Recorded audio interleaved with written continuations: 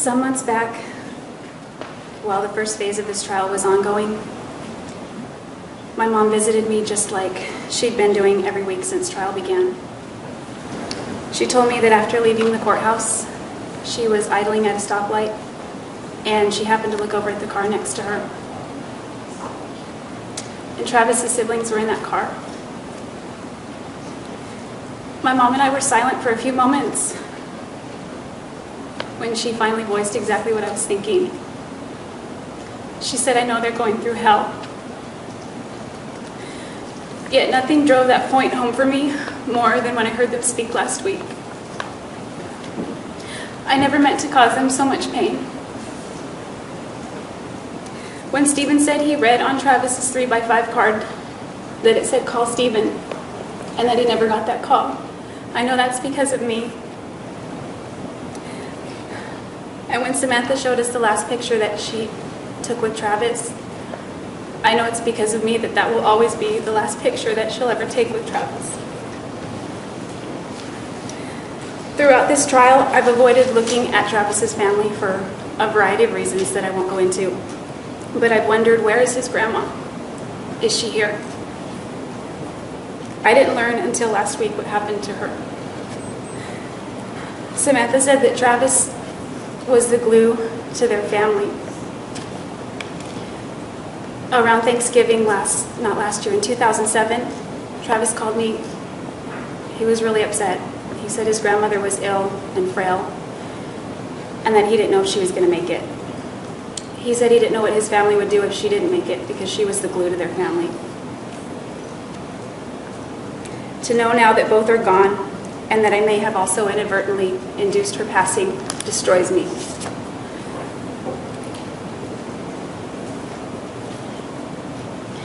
Every time I've had the thought or desire to commit suicide, there's one element that has almost always caused me to waver. They're sitting right over there. They're my family. At times, I've lost track of that element. For example, the incident I testified to when I took my razor apart at the Siskiyou County Jail. I managed to convince myself that they would get over the pain with time, and that in the long run, I was doing them a favor by unburdening them of my presence in their lives. I wrote a bunch of them goodbye letters, addressed specifically to each person, and in the letters, I didn't focus so much on explanations, but on how much and why I loved each of them. Then I wrote a general explanatory letter to help them understand my decision. At that time, I saw it as taking myself off of life support. I didn't know a lot of anything about prison at that time, and I didn't think it was fair to expect my family to have to support me for the rest of my life. I didn't know then that if I got life instead of death, I could become employed and self-reliant. I didn't know that if I got life, there are many things I can do to affect positive change and contribute in a meaningful way. In prison, there are programs I can start and people I can help, and programs that I can continue to participate in. I'll share a few examples that I've thought of. A few months before trial, and by that I mean jury selection, my hair was past my waist, and I donated it to Locks of Love, the nonprofit which creates wigs for cancer patients who've lost their hair. In fact, that was my third donation to that organization since I was arrested. If I'm allowed to live in prison, I will continue to donate to that organization for the rest of my life.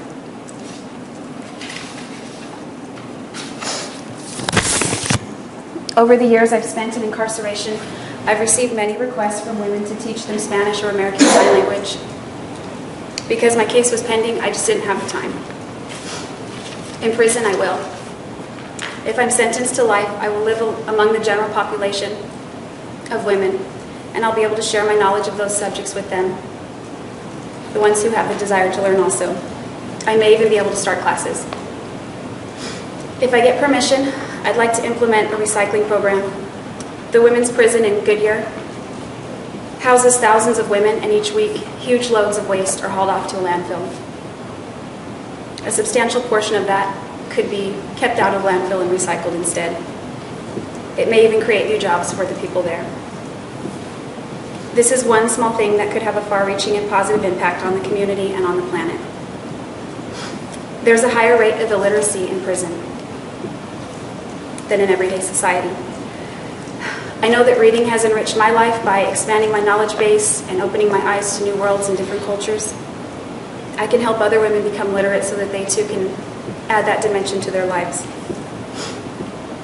Along the lines of literacy, I'd like to start a book club or a reading group, something that brings people together in a positive and constructive way so that we can share and recommend other good books and stimulate discussions of a higher nature. Additionally, I've designed a t-shirt. This is the t-shirt, of which 100% of the proceeds go to support nonprofit organizations which also assist other victims of domestic violence. Some people may not believe that I am a survivor of domestic violence. They're entitled to their opinion. I'm supporting this cause because it's very, very important to me. These are only a handful of examples. I've never been to prison. I don't know from personal experience what it's like there. But I'm certain that after I arrive, I'll likely find many other ways in which I can contribute to the women there. I'd like to share with you now a few things about me and a few things about my family.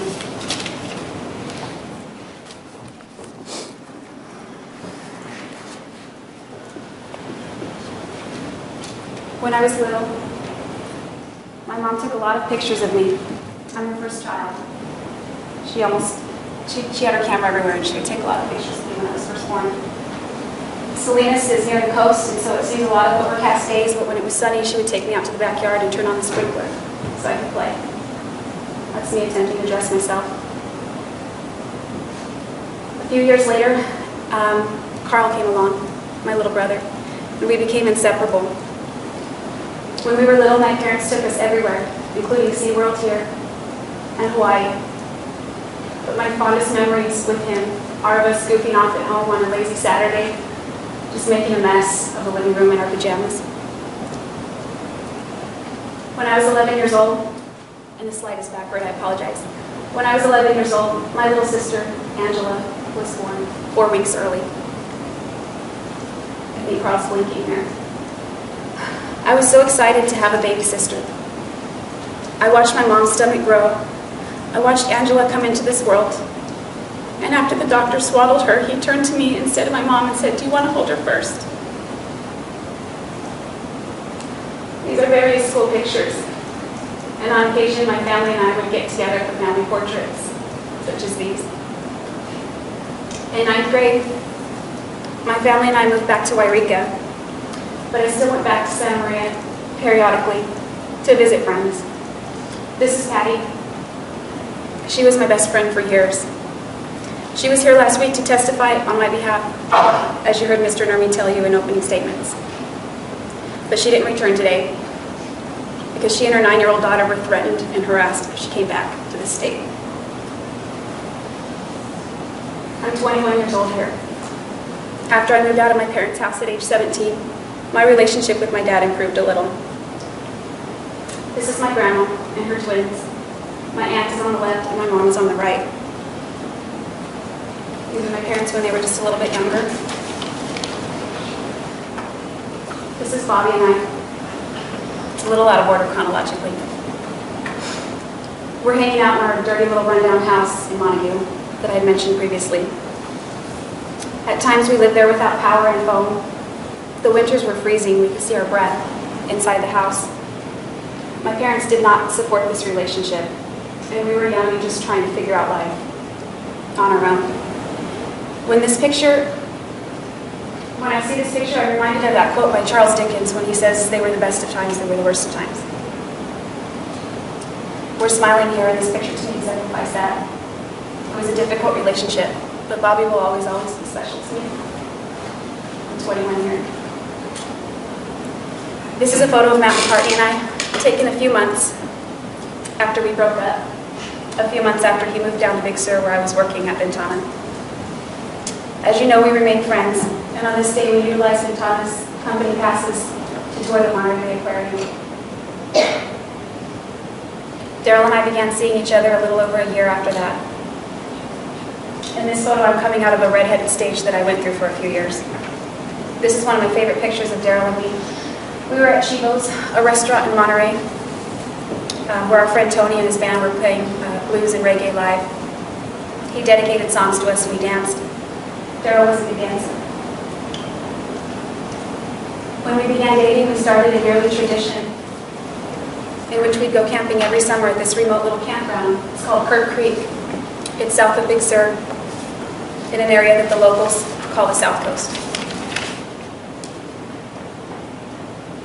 This is Daryl, Jack, and I at Ventana. It's hard to see in this photo, but the ocean is in the background. It's on the terrace. After we bought our house in Palm Desert, we sought out some snow in the nearby mountains that first winter. We settled in and made a little life for ourselves for that spend time. Jack was always with us on the weekends. He took that picture of me. I made friends with my coworkers, and sometimes we'd go out after a shift just to chill and hang out. Daryl and Jack and I did a lot of things together. Here we rode the aerial tram in Palm Springs to the top of the San Jacinto Mountains. Daryl's ex-wife took this picture. We were all at Chuck E. Cheese's celebrating Jack's 7th birthday. Jack and I bonded. He's a great kid. I haven't seen him since June 3rd, 2008. I hear he's much bigger now, taller than me. My family and I still got together periodically for group portraits. These were taken at a park in Rodrigo.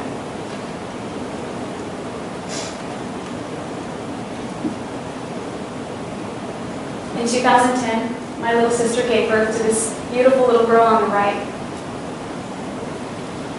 The tiny premature baby that I witnessed come into this world now has a baby of her own. She's a mature, responsible, dedicated mother. She's also engaged to a wonderful man. And his daughter, this gorgeous girl on the left, is my niece's new big sister. I've met these girls only through a thick pane of glass.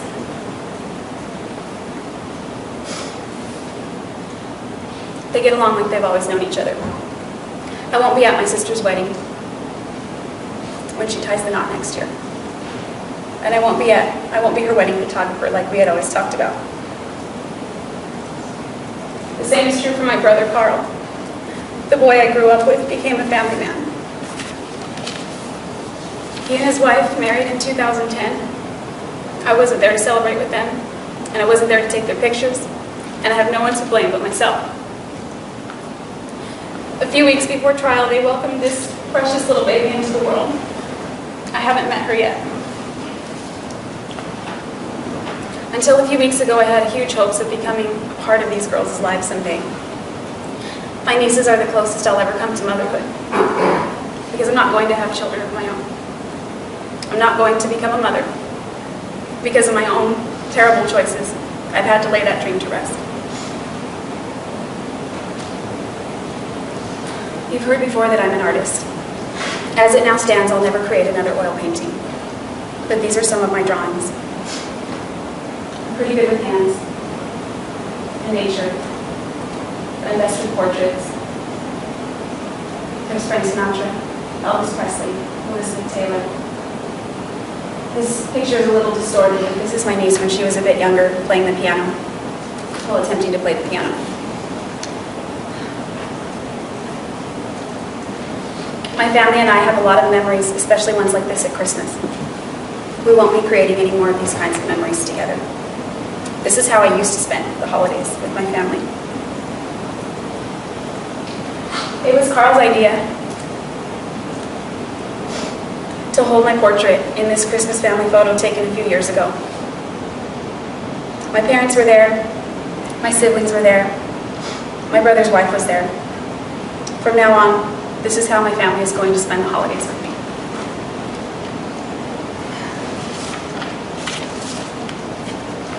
Following my arrest, I wanted so much to avoid trial.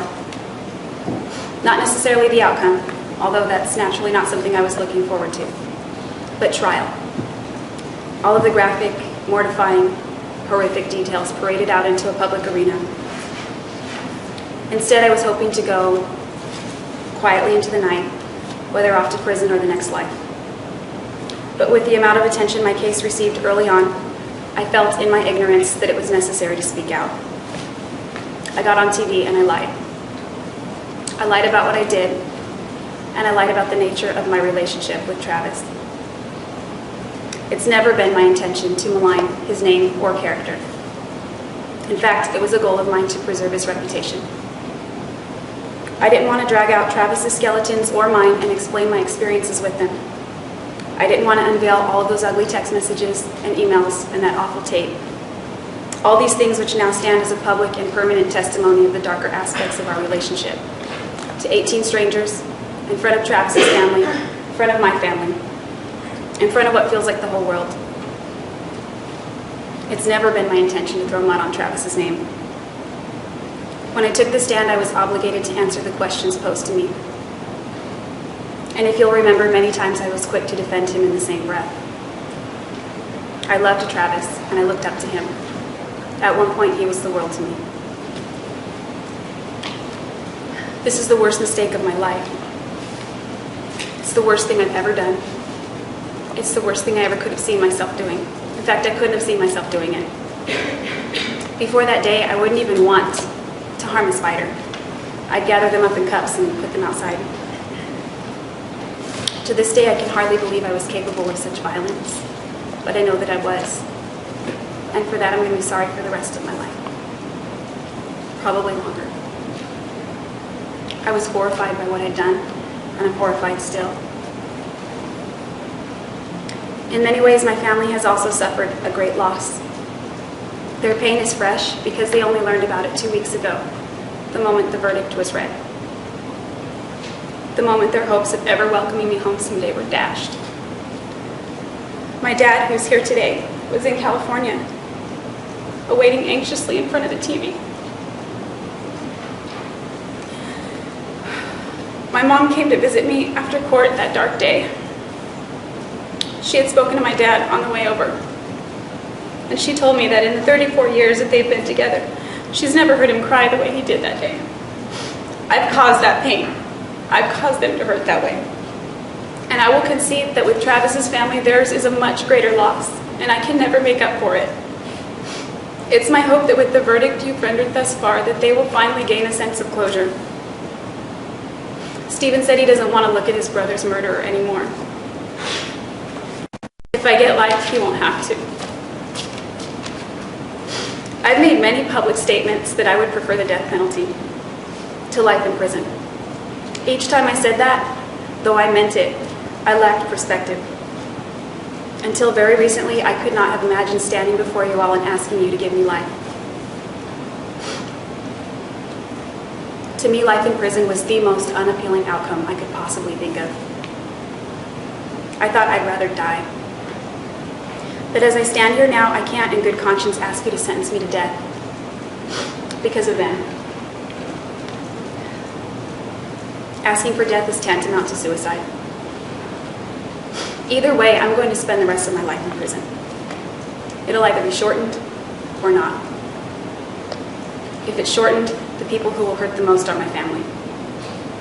I'm asking you, please, please don't do that to them. I've already hurt them so badly, along with so many other people. I want everyone's healing to begin, and I want everyone's pain to stop. Thank you.